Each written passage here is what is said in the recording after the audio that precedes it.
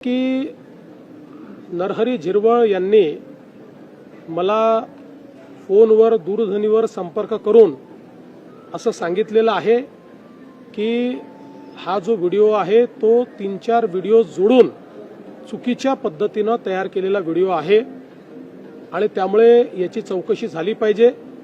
मी त्यांना ॲडवाइस केलेलं आहे की त्यांनी तात्काळ त्या संदर्भात एक कंप्लेंट दाखल करावी। या व्हिडिओची शहानिशा ही करण्यात येईल आणि एकूणच जी काही इमर्जिंग परिस्थिती आहे त्या परिस्थितीवर त्याची सत्यता काय आहे ती पडताळून या ठिकाणी त्यांच्या पक्षाच्या नेत्या सुनेत्राताई पवार आणि आम्ही मिळून योग्य निर्णय करू। सगळे राज्यात पावसाचं संकट पाहायला मिळतं। मागच्या काळात जी घटना घडली त्याचं पूर्ण चौकशी झाली, त्याच्यामध्ये कुठेही झिरवाळांपर्यंत संबंध गेला नाही। आता जी घटना आहे, जे काही व्हिडिओ समोर आले ते गंभीर आहेत, त्यामुळे त्याची सत्यता पडताळणं हे अत्यंत गरजेचं आहे आणि ते जर सत्य असतील तर त्याच्यावर योग्य ती कारवाई होईलच। तर त्यांच्यासोबत कोणाचे फोटो येतात, कोणाचे व्हिडिओज येतात, याच्यावरनं आपल्याला या सगळ्या गोष्टी डिटर्मिन करता येणार नाही। फोटो आणि व्हिडिओज आलेल्यांचा सहभाग आहे का हे महत्वाचं आहे आणि तो सहभाग कोणाचा असेल तर कारवाई होईल, नसेल तर केवळ फोटो या ठिकाणी एखाद्याचा निघाला, आता आम्ही सगळे इथे उभे आहोत, आमच्या मागे कोण उभं आहे आम्हाला माहिती नाही आणि त्याच्यासोबत फोटो निघाला, उद्या त्यांच्यातल्या कोणी काय केलं म्हणजे इथे कोणी करणार नाही, तरी देखील अशा प्रकारे आपल्याला दोषी नाही पकडता येणार।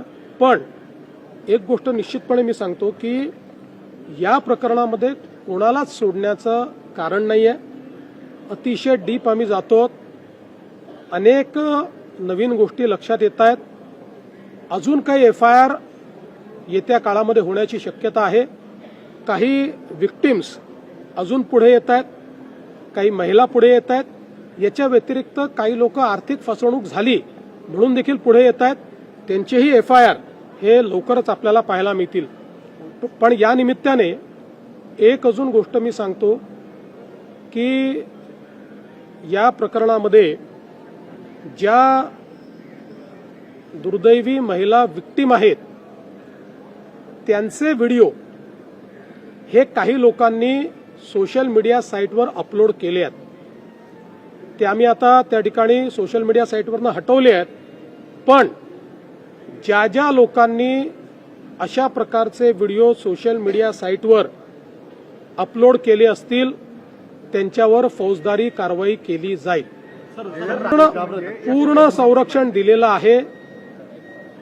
महिला ज्या काही विक्टिम आहेत त्या समोरच याकरता आल्या की त्यांना पूर्ण संरक्षण दिलेलं आहे आणि यापुढेही ज्या महिला येतील त्यांना पूर्ण संरक्षण दिलं जाईल आणि म्हणूनच यातलं सगळ्यात महत्वाचं संरक्षण हे गोपनीयतेचं आहे।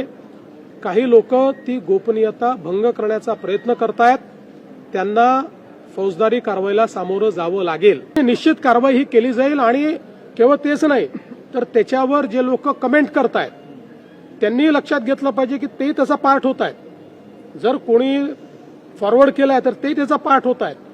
त्यामुळे अशा सगळ्यांना मी चेतावणी देतोय की कारवाई होईल। हे आहे गोकुळचं श्रीखंड, अगदी जिभेवर रेंगाळणार, जिभेवरच नाही तर मनावरही रेंगाळणार गोकुळ श्रीखंड, मनावर रेंगाळ।